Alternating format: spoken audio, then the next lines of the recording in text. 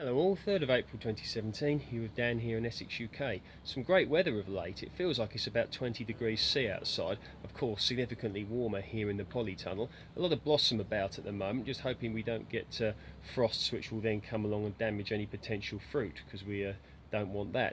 Of course the heat in this polytunnel is making things move on pretty fast, so I thought I'd give you a little show of what's happening at the moment. So, Vates blue curled kale.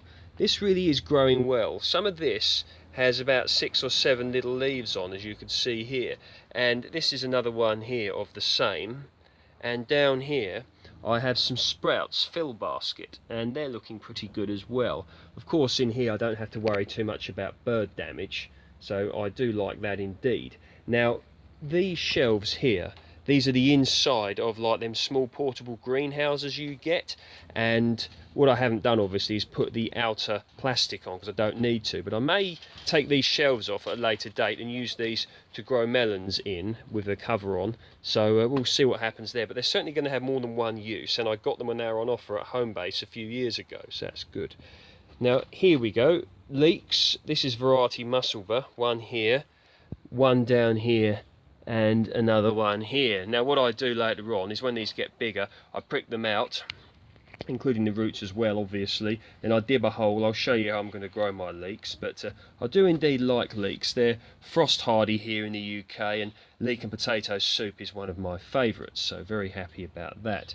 Here we go, Cucumber Marketmore. You can see, well, hey, we're getting some germination going on, so I'm very happy on that subject. Now this I'm very interested in. So this is a minarette Stella Cherry, and certainly is doing rather well.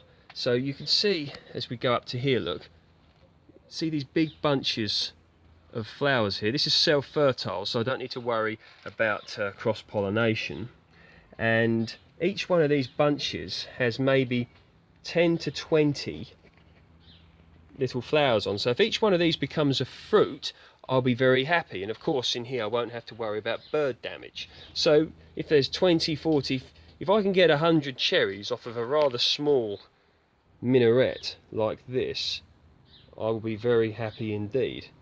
Got some ants crawling around, I have to keep an eye on those, but I can feel the evaporation as I touch the, if I can show you, see that? Really looking good indeed. I believe it's a Canadian variety cherry, Stella. Okay, so over here, what we've got here, these are some grapevine cuttings that I've taken. Well, in fact, I didn't take them; somebody else took them on my behalf.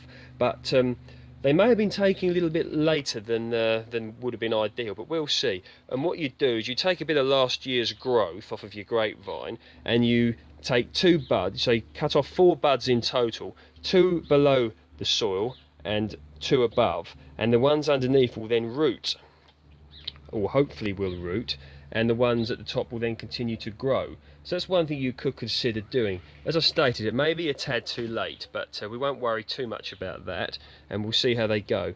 Probably going to put them outside because I don't want them to dry out too much, and we need to keep them moist whilst they're taking. So we'll see. This is, as I stated before, variety Lakemont Seedless, which is a US variety. I've spoken on the merits of this variety before. Okay, so here we go. Peach Dixired.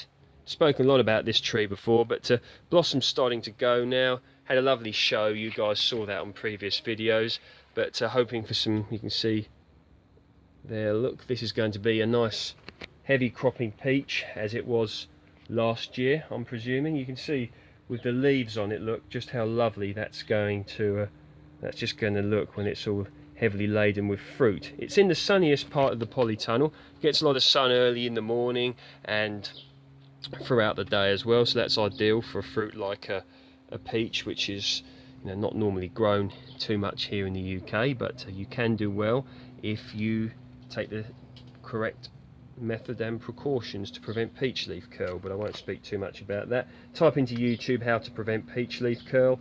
Can't speak enough on that subject because it's incredibly important if you're going to have success with peaches here in the UK. Okay, so here we go. The strawberries, you may remember the video I put up. Symphony Symphony, El Santa, Honey-O, Cambridge Favourite and Cambridge Favourite. Now these really have grown, in particular the Cambridge Favourite. They weren't this size when I put them in, and I'm seeing, like for example there, new leaves come up, and very happy about that indeed. I'm thinking of adding to my collection of strawberries here and purchasing a variety called Royal Sovereign, which one of the older varieties, but doesn't produce a massive crop, but the flavour is said to be excellent, so might be looking at just another bucket of Royal Sovereign strawberries, so that could be an interesting thing to add to the collection.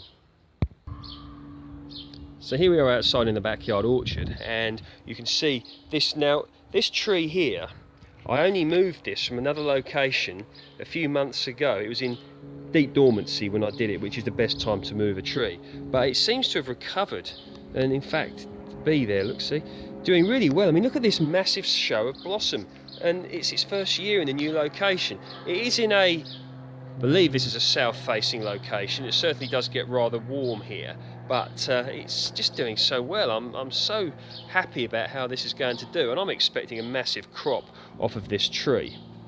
Just feeling this, yeah, that's warm, that is, that's really coming on. Okay, so we're on to the next addition to the backyard orchard. Now this is a plum tree, variety Jubilee. This is on St. Julian A rootstock. I'll let you read that. There we go. Similar in appearance and flavour to Victoria, but much larger fruit and slightly earlier. Ready mid-August, self-fertile, and it can be used for pollination group 3 for plums. So had some blossom on it as well. It's starting to go now, and down there as well. Now I know they say on your first year of a tree in its new situation you should remove the blossom, but I want some plums. Even if I only get 3 or 4, I'd love to get some plums off of this tree. But something tells me this tree is going to be very vigorous and is going to do very well indeed, but time will tell, I guess. Okay, another addition, another tree in the backyard orchard is the apple Worcester Pearmain. Trying to get that so you guys can see it.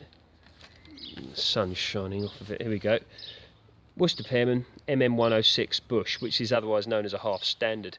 Dessert apple, small to medium size, yellowish green, almost all flushed bright red.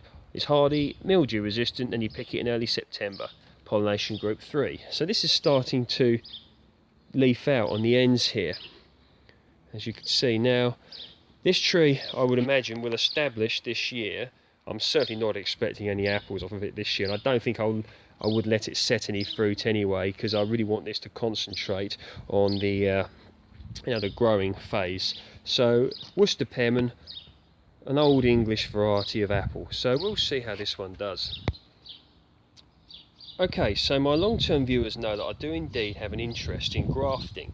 Now this was an apple tree I grafted myself a few years ago, and this is, you can see the rootstock there, you can see the cleft graft that I did. It's underneath this tape. The scion was from here to here. Now the scion came from Mr. Stephen Hayes on the Stephen Hayes Fruitwise website, YouTube channel, sorry. I suggest you check that one out, Stephen Hayes Fruitwise. It certainly was one of the channels that influenced me the most when I started doing this, so check him out. But he kindly sends these out some years, and I got some. Unfortunately, I managed to somehow lose the label, so I can't remember what it was, but it appears to be growing up in almost a vertical cordon.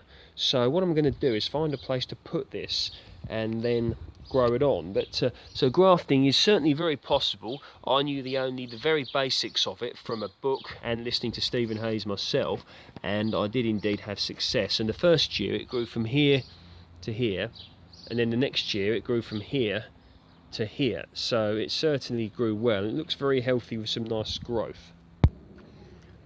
So yeah, you can see things are coming on quite well. Plenty to do, plenty that I need to get going with. I need to get down the allotment and do some work down there, but going to be putting in some tomato seeds soon, and probably some sweet corn as well. I may even grow a few other brassicas, but we'll see how things go. But things are moving on well, the weather's good, let's hope it stays out. So, or stays carrying on rather, I should say. So I hope you guys out there are okay. Hope your own gardening efforts are successful, and we'll take care, and we will speak soon.